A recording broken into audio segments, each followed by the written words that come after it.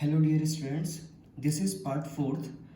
अगर complete chapter आप देखना चाहते हैं तो प्लेलिस्ट में जाकर आप देख सकते हैं। इस वीडियो में हम बात करेंगे कंसंट्रेशन ऑफ सॉल्यूशन की। कंसंट्रेशन जो है सॉल्यूशन का वो डिपेंड करता है रिलेटिव प्रोपोर्शन सॉल्यूट और सॉल्वेंट का क्या है, और ये वेरी भी करता है। तो depending upon the amount of solute present in a solution, उसको हम कह सकते हैं कि वो डाइल्यूट है या कंसनट्रेटेड है या सैचुरेटेड सॉल्यूशन है। तो ये जो डाइल्यूट और कंसनट्रेटेड है ये कंपैरेटिव टर्म्स हैं जो इस्तेमाल किया जाता है।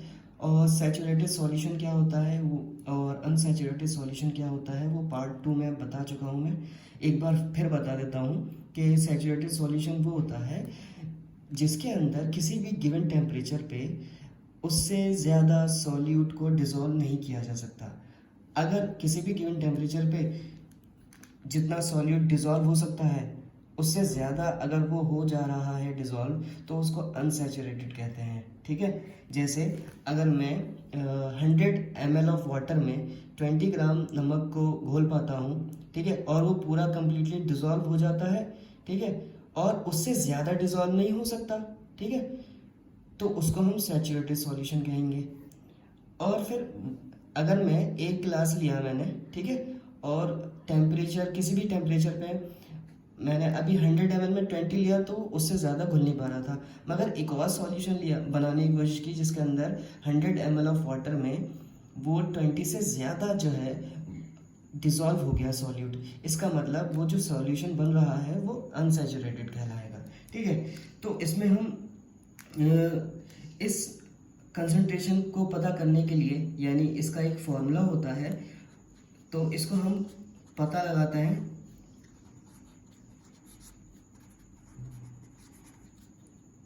अमाउंट ऑफ सॉल्यूट जो मौजूद होगा उस सॉल्यूशन के अंदर divide by amount of solution. या फिर इसका दूसरा फॉर्मूला ये होता है कंसंट्रेशन ऑफ सॉल्यूशन निकालने का, amount of solute divided by amount of solvent into 100। ये भी into 100 रहता है। ठीक है, तो amount of solute divide by amount of solution या फिर डिवाइड बाई solvent। ठीक है, तो ये कि जो कंसंट्रेशन आता है ये परसेंटेज में होता है हमेशा। ठीक है, या तो ये मास बाई मास परसेंटेज में हो सकता है।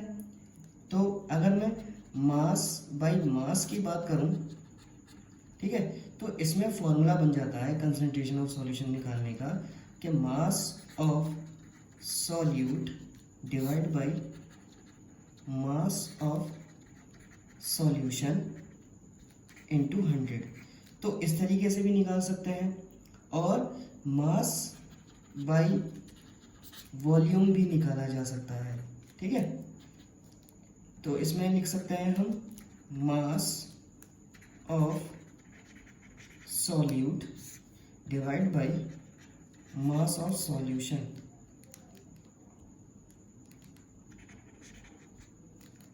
इनटू 100। ठीक है, तो ये दोनों ही चीज़ें परसेंटेज में निकल के आ जाती हैं कि मास बाई मास निकालना हो तो हम mass of solute divide by mass of solution कर सकते हैं, और मास बाई वॉल्यूम निकालना हो तब मास ऑफ सॉल्यूट और यहाँ वॉल्यूम होगा। ठीक है, यहाँ वॉल्यूम होगा क्योंकि मास बाई वॉल्यूम की बात कर रहे हैं। ठीक है, तो ये फॉर्मूला है जो इस्तेमाल होगा जिसके ऊपर सवाल डिपेंड करते हैं। ठीक है, इसके एक एग्जाम्पल हम सॉल्व करेंगे अभी। वो एग्जाम्पल किताब की है, एग्जाम्पल नंबर 2.1। ठीक है, इसमें कहा गया है कि एक सॉल्यूशन है जिसके अंदर 40 ग्राम ऑफ कॉमन सॉल्ट है, यानी mass of common salt given दिया हुआ है जो कि 20 ग्राम है। ठीक है, और जिसको डिज़ोल्व किया जा रहा है 320 ग्राम ऑफ वाटर में, यानी मास ऑफ वाटर जो है वो हमें गिवन है जो कि 320 ग्राम है। ठीक है। तो क्या मैं मास ऑफ सॉल्यूशन पता कर सकता हूँ? मास ऑफ सॉल्यूशन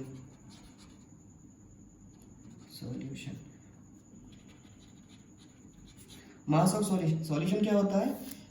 सॉल्ट जो होगा ये सॉल्यूट बन जाएगा और वाटर जो है वो सॉल्वेंट हो जाएगा। तो सॉल्यूट प्लस सॉल्वेंट तभी तो सॉल्यूशन बनता है। तो अगर मैं इन दोनों को ऐड कर दूं तो मुझे सॉल्यूशन का मास क्या है वो पता चल जाएगा।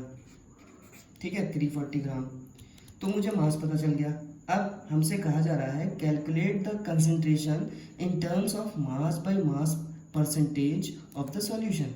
ठीक है, तो हम कंसंट्रेशन पता कर सकते हैं और इन्होंने कहा है कि हमें मास बाय मास से पता करना है। तो हमें क्या फॉर्मूला पता है?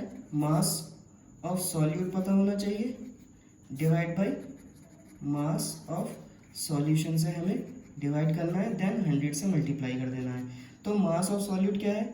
जो कि कॉमन सॉल्ट है 20 ग्राम, और मास ऑफ सॉल्वेंट सॉल्यूशन जो है वो 340 हमने निकाल लिया था इंटू 100। तो हमें पता चल जाएगा कि ये 11.1% आ रहा है डिवाइड होके।